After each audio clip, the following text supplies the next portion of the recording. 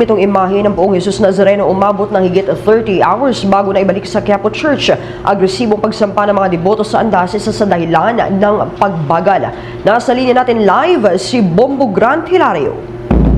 Yes, Bombo Jai, matagumpay nang naibalik sa loob ng Minor Basilica at Pambansang Dambana ng Jesus Nazareno ang imahe at andas ng poon ngayong araw.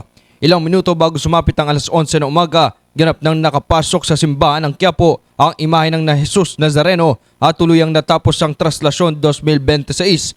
Sa kasaysayan ng naturang pagsasagawa ng prosesyon, ngayong taon ang maituturing na pinakamahaba at pinakamatagal sa Traslasyon. Buot na mag-umpisa ito kahapon, ika-9 ng Enero sa Quirino Grandstand. Sa oras na alas 4 ng madaling araw, umabot sa 30 oras at 50 minuto bago nakarating pabalik sa simbahan ng Quiapo.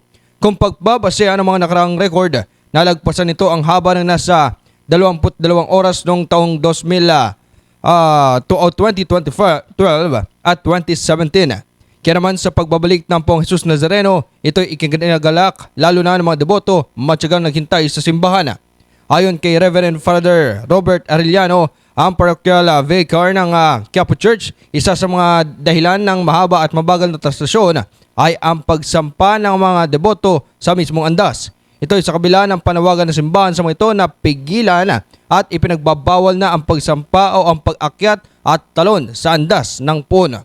Narito ating pakinggan si Reverend Father Robert Arellano, ang parochial vicar ng Quiapo Church. Pero sa pagkakataong ito, despite sa panawagan ng simbahang Katoliko at sa inyo sa mga social media, ang laki ng tulong na ibahagi ninyo, talaga namang naranasan namin at nakita yung ating malawakang panawagan na bawal ang pagsampa.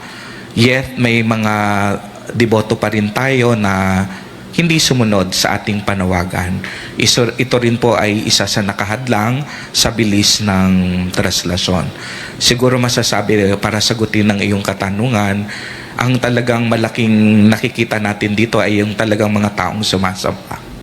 Dagdag pa ng naturang pari, bukod pigil na pagsampa ng mga deboto sa andas, isa rin sa mga pangunahing dahilan kung bakit tumagal ang traslasyon ay ang pagsalubong sa rutang tinahak nito.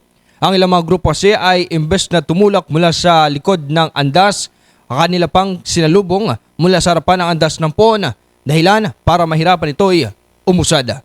Muli si Reverend Father Robert Arellano, ang parochial vicar ng Quiapo Church. Unang-una, bakit natatagalan? Maraming humaharang, no? Kapag may mga taong humaharang sa andas, hindi ito nakakadaloy ng maayos. If I'm not mistaken, maaring ito ang pinakamadaming umattend when it comes to sa pagdiriwang ng traslasyon. Nag-uulat live para sa Bombo Network News. Bombo Grant. Yes, Bombo Genesis. Yung mga adjustment na ginawa doon sa andas mismo, kasi sabi ng Quiapo Church, may ilang ginawa silang adjustment, mas matangkad, binago yung mga gulong. Nakatulong ba ito kahit papano para somehow maging mas maayos yung pag-usad nito? Yes, Bombo Genesis, kung ating babalikan yung pahayag at nang ipakita ng Quiapo Church yung mismong andas, ay sinabi nito na meron ng pag-control dun sa mismong gulong kung saan makatutulong ito lalo na sa mga pagliko o yung pag-atras sa bante ng mismong andas, sapagkat kapag may nagko-control sa mismong andas ay mas madali ito na maihahawi o yung pagliko pakanan o pakaliwa. Kaya imbes na yung mga deboto yung nagtutulak sa mismong direksyon ng andas, katulad na lamang yung tinasaksihan kapon sa mismong traslasyon na iba-iba yung direksyon ng agos o daloy ng mga deboto, ngunit dahil sa merong nagko-control sa mismong gulong ng andas ay mas napapadali yung pagliko nito sa traslasyon. Bombo Genesis. Yung tali, nakailang pigtas ito? Kasi sa mga nakalipas na taon, umabot ng hanggang 2, 3 hanggang 4 na pigtas-pigtas ito Tapos binabalik-balik lamang. Ngayong taon, ilan yung monitoring natin?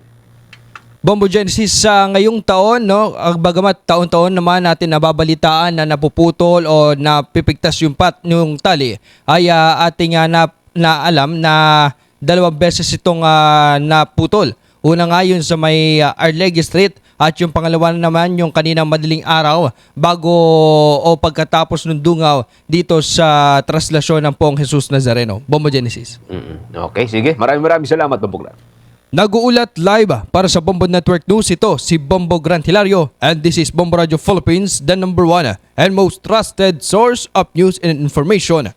Basta Radio Bombo! For the most trusted source of news and information, visit our website at www.bomboradio.com. Follow us on Bombo Radio mobile app, Facebook, YouTube, TikTok, and X, formerly Twitter. Like, share, and stay connected. Anytime, anywhere.